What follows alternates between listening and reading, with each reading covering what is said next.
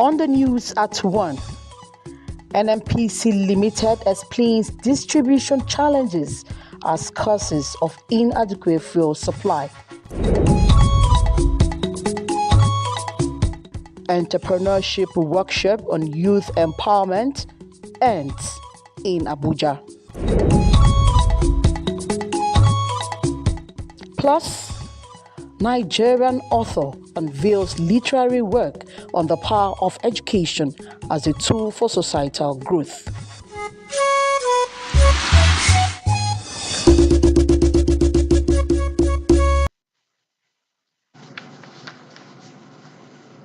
Good afternoon and welcome to Nta Channel 5 News at 1, your unity station. My name is Aisha Obali.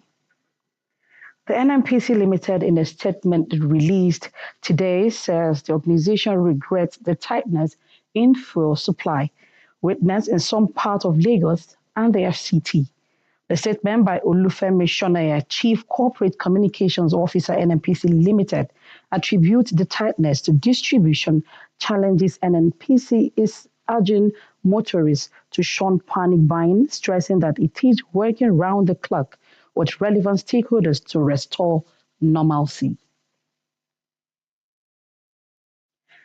Meanwhile, the Federal Capital Territory Administration has expressed determination to support young people in the territory to identify their untapped talents.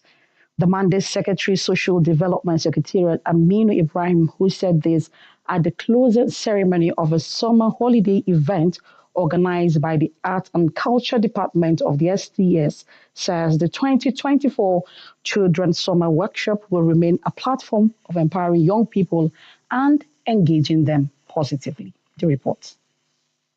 For 1 week, these children between the age of 7 and 18 were engaged in painting and drawing, as well as craft work, tie and dye, hair braiding, and cooking, among others. At the closing ceremony, the children showcased their handwork, promoting the rich African culture from dance to passion parade. Certificate of participation was also presented to all participants, eliciting excitement from both the children and parents who expressed desire for more classes in the 2025 edition. Drawing and painting, tie and dye, baking, all the more classes, and I felt so happy. I learned how to paint and draw nicely. And if you come around and see what these children have done, oh, you marveled. Very, very impactful, and I believe and I pray they should continue. The engagement, though taxing, organizers of the event appealed that more stakeholders partner with the Secretariat to enable them expand the scope of the summer program. Will soon be over. One message I have for them is that they should continue to practice what they have learned, even after the holiday. You want your child to be a doctor, an engineer, but there might just be one special talent that God has placed in that child. Mandate Secretary SDS Amin Ibrahim, alongside the Director, China Cultural Center in Nigeria, Li Zhu, expressed the need to catch them young, especially for a nation with a huge population of young people. It is, however, sad to note that over the years, our rich culture and orientation is gradually being eroded by negative Western values.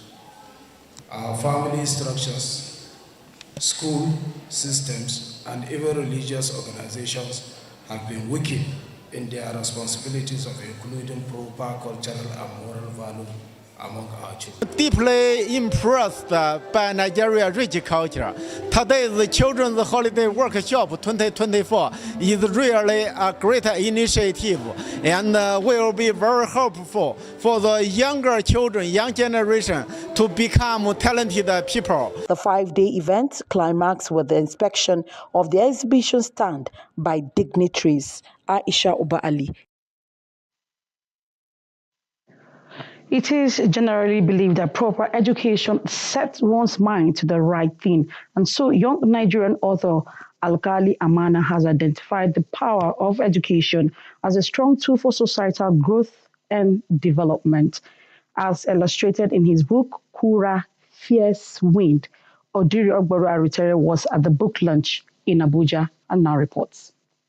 impact of literature in our lives cannot be overemphasized as it mirrors the society and tells stories in a more organized way. Authors, writers, educationists, as well as lovers of literature were present to witness the unveiling of the book, Kura, Fierce Wind, written by Akali Amana.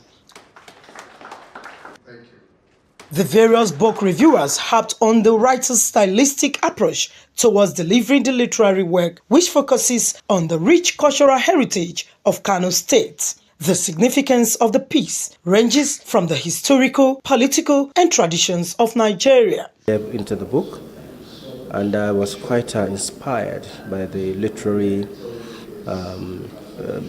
techniques he has deployed in that book, as well as there's so many other engaging contents. I would recommend that everyone should get it and read it. It's a wonderful book. It's an imaginative piece. It's a story. It has cultural issues. And I really would recommend it for anybody who wants to know more about northern Nigeria especially. I had the privilege of reading Kura before the author published it. And I was one of those that encouraged him to publish. It's a good book based on the review we have seen, and of course I have seen the texture of the book.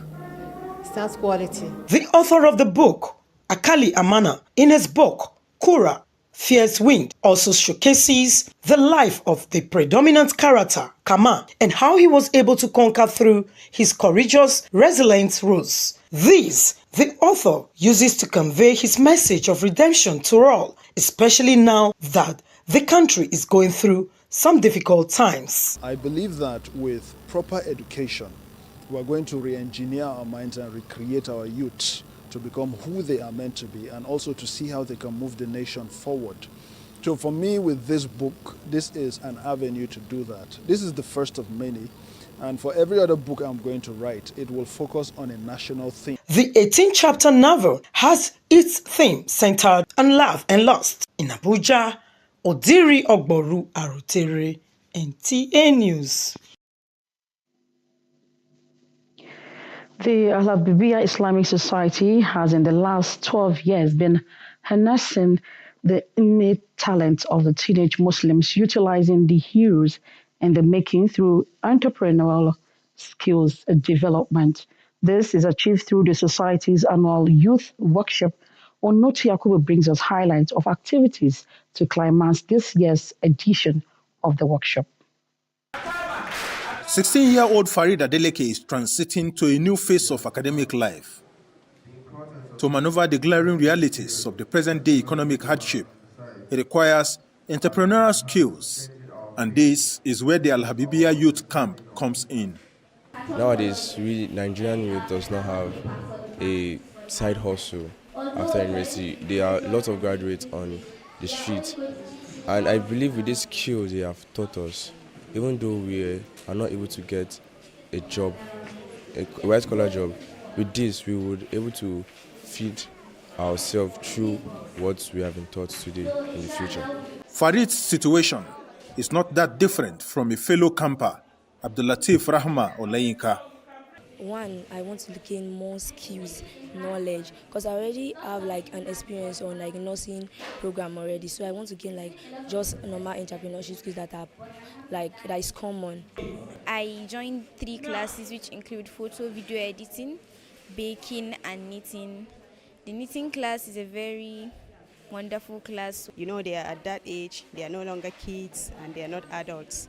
So you have to bring as many as possible programs, vocational skills and ideas of becoming an adult. So it's really a great program. For 12 years going, Al-Habibiyah has championed this initiative to mine inherent teenage skills for self-development and develop faith-based leadership model for national value.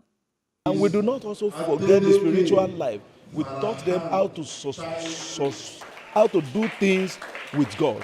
Because in the night, we taught them, we encourage them to learn to stand up in the night, talk to God, and whatever your challenges, we also do it. So Alhamdulillah, it's an all-round training. And most importantly, we're also involved in politics. We introduce them to real politicking, they campaign, they have their manifesto in the right way. Some of them came with nothing, and the moment they saw what is going on, they just grabbed it, and you will see them, the excitement in them, wanting to learn. You just heard them say they want it to be extended to 20 days instead of the 10 days.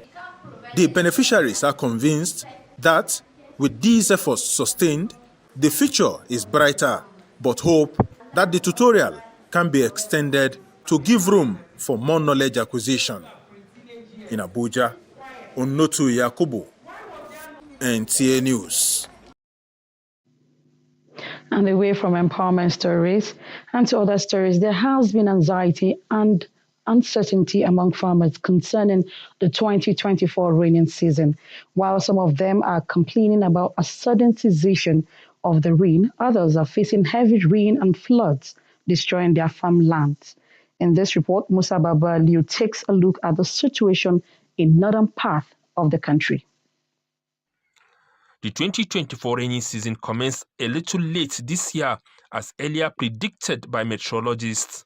The season began in March in the southern parts of the country and in May in the northern region. Farmers took advantage of the weather and planted early as advised.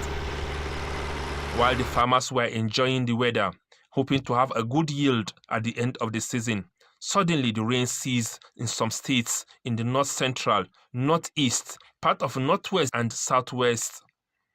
The development has created anxiety and state of confusion among farming communities in the affected states. However, the Nigerian Meteorological Agency said what is being experienced is not drought, but a dry spell. The dry spell is expected to last for at least 2 to 4 weeks. In Bidda, Niger State, North Central, Muslims led by the Etsunupe seek God's intervention to send down the rain. And offer general prayers to Almighty Allah. May Allah accept our prayers and grant us very good rain, then that will be beneficial to us, then that will make us achieve our good security, and also pray Almighty Allah to guide our leaders right. This is coming as other parts of the country are experiencing flooding as a result of heavy rainfall in the month of August. The National Emergency Management Agency said 27 states have been impacted by the flood. It said 227,494 persons have been affected and 32,837 houses damaged, as well as 16,488 hectares of farmlands with crops are also damaged. The end of the season is expected to begin on October 6. It is also anticipated to end around the south-south in the month of December. Musa Baba Aliyu, NTA News. You're still watching the news at 1 on Nta Channel 5 Abuja, and still to come on the news.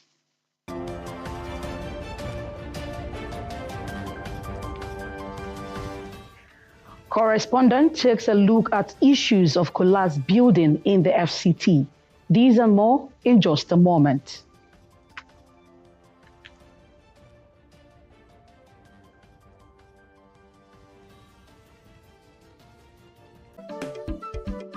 It's a world of exciting programs.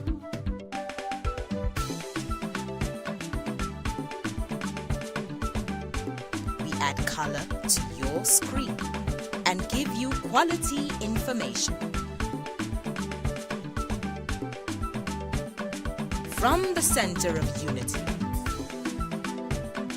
All on Nta Channel 5 Abuja, the Unity Station.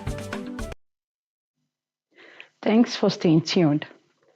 To ensure food security, environmental experts advise reduction in carbon emission and desisting from burning of fossil fuels.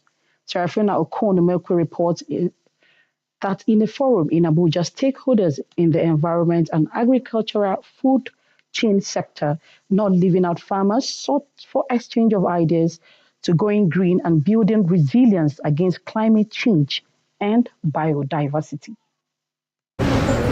Effects of climate change being experienced especially in Nigeria, experts say, has invariably reduced productivity in terms of food agricultural produce.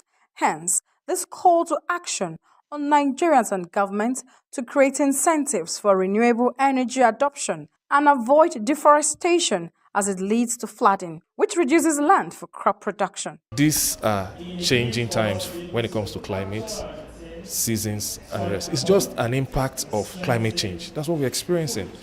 So these things cannot but happen. But we as individuals need to begin to take actions to reduce the impact. Government should promote more the use of renewable energy sources that do not emit greenhouse gases. So, for example, solar system, right?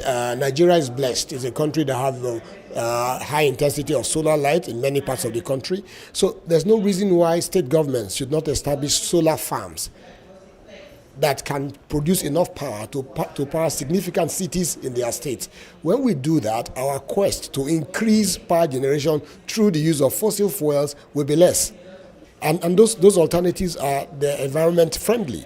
The various speakers highlighted loss of biodiversity and habitats of wildlife, rising temperatures, charged stakeholders in the agricultural production sector to think climate-smart agriculture, especially amongst farmers. Climate change and its impact has come to stay, hence the need for adjustment of lifestyles and farming practices and to mitigate further change in climate. But for the farmers, their challenges are enormous. Ecosystem diversity across plant, animal, and the soil microorganisms. But today we've seen the loss of that, and it has affected or impacted further on our food systems, which has made it to be quite insecure. In a way for us to build resilience against this food insecurity, now that Nigeria is second of the least food secured country globally, according to FAO, IFAD, and WFP. But this year, the way things are going on, even to buy fertilizer in my farm, it's a problem. Now it's not like before again, because we don't have rain with chemical like that. The current value of the naira is the problem. Most of the 66% of the fertilizers that we use in Nigeria are imported. The essence of the initiative is to help farmers on soil evaluation, sustainably produce food for Nigerians for economic prosperity, and deliver dividends of good agricultural practices and sustainable food production in Nigeria. Serafina Okon Umekwe, Nta News. Meanwhile, World Humanitarian Day is commemorated every year on 19th August to pay tribute to humanitarian workers killed and injured in the course of their work, and to honor all aid and health workers who continue to provide life-saving support and protection to people most in need. Each year, World Humanitarian Day focuses on a theme, bringing together partners from across the humanitarian system to advocate the survival, well-being, and dignity of people affected by crisis and for the safety and security of aid workers. Let's now join Ruth Aguele for that report.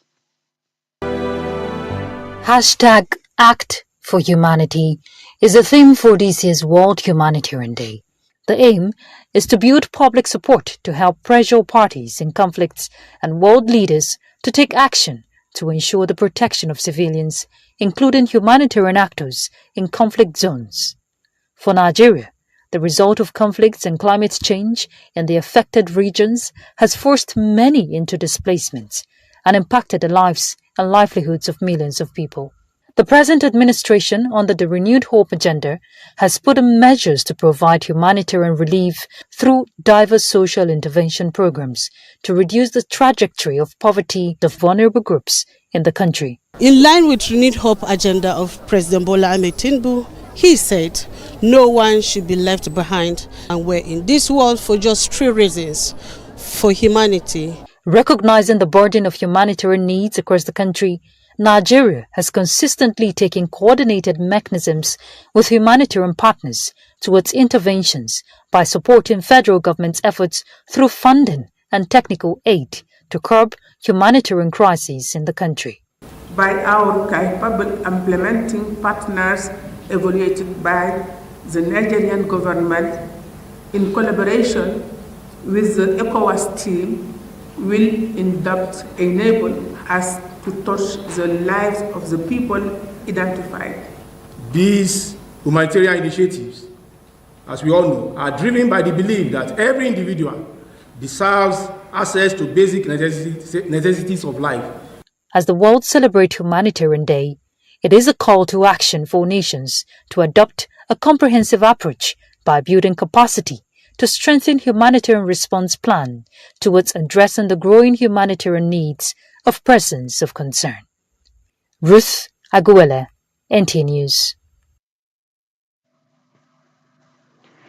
Building codes in Nigeria have established minimum standards, guidelines, and regulations to be observed in the civil construction, as well as sanctions to be meted out to professionals in the building environment who contravene these codes of ethics.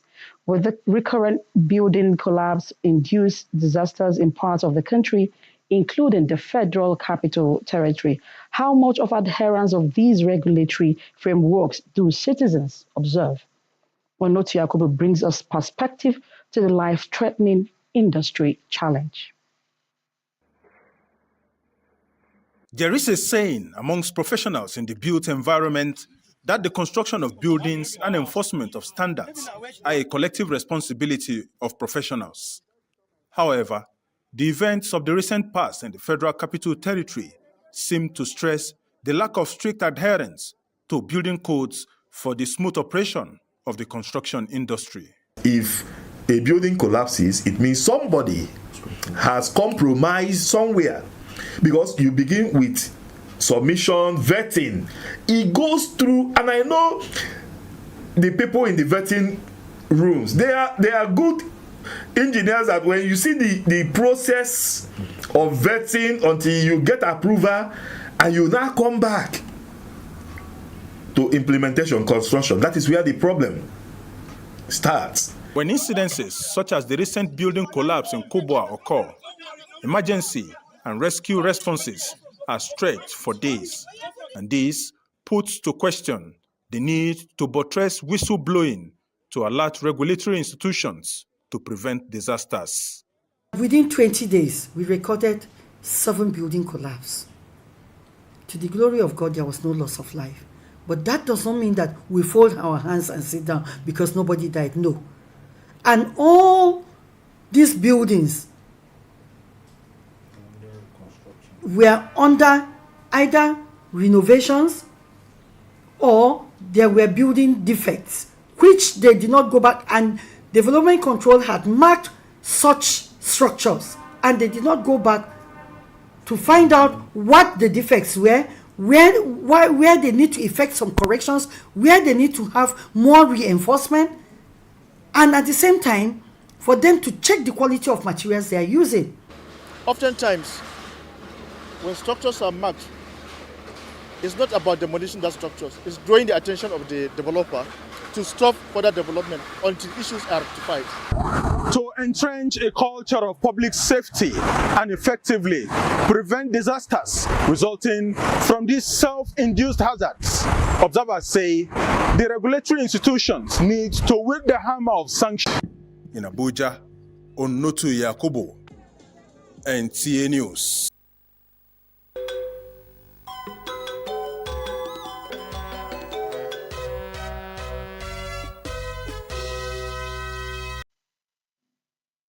Let's now bring you some sports report.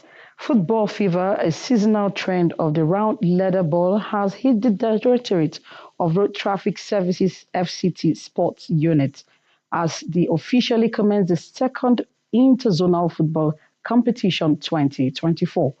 DRTS Director Abdulatif Bello and senior management graced the opening ceremony, setting the stage for the tournament. Hawa Gimba brings out the exciting moment. As the whistle blew, the players stormed the field with unwavering determination and skill. The competition was fierce, with each team fighting tooth and nail for victory. The crowd's cheers and chants filled the air, urging their favorite teams to score. And then it happened. Victory came when Aminu of team headquarters scored the first goal, sending the crowd into a freeze. The second edition of FCT DRTS Interzonal Football Competition 2024 aims to promote staff bonding, a friendly working environment, and challenge negative public perceptions about the directorates. In the end, the winning team emerged with a resounding 4-0